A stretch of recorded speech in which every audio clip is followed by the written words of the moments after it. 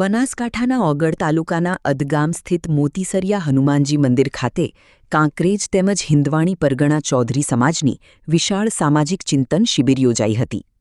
સમી તાલુકાના દાદર ગામના ખેડૂત આગેવાનના અપહરણ, અત્યાચાર અને લૂંટના કેસમાં સમાજે 5 મુખ્ય માંગણીઓ સાથે મુખ્ય આરોપીનું નામ એફઆઈઆરમાં ઉમેરવાની માંગ કરી છે. મોટી સંખ્યામાં સમાજના આગેવાનો હાજર રહ્યા હતા, જ્યારે પોલીસનો પણ ચુસ્ત બંદોબસ્ત ગોઠવવામાં આવ્યો હતો. અદગામના મોતીસરિયા હનુમાનજી મંદિર ખાતે હિંદવાણી અને કાંકરેજ પરગણાના ચૌધરી સમાજના આગેવાનો, યુવાનો અને સમાજના પ્રતિનિધિઓની હાજરીમાં સામાજિક ચિંતન શિબિર યોજાઈ હતી.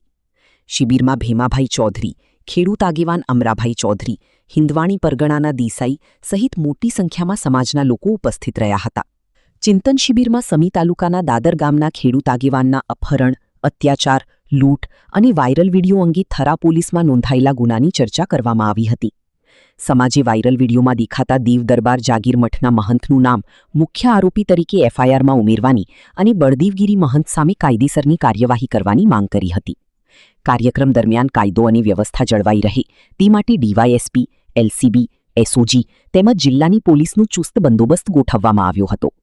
મોટી સંખ્યામાં લોકો હાજર હોવા છતાં સમગ્ર ચિંતન શિબિર શાંતિપૂર્ણ માહોલમાં પૂર્ણ થઈ હતી. અહેવાલ જય જવાન જય કિસાન. આજે અમારી વેદનાને લીધે હનુમાન દાદાના મંદિરે આખા સમાજના એકઠા થયેલા છે.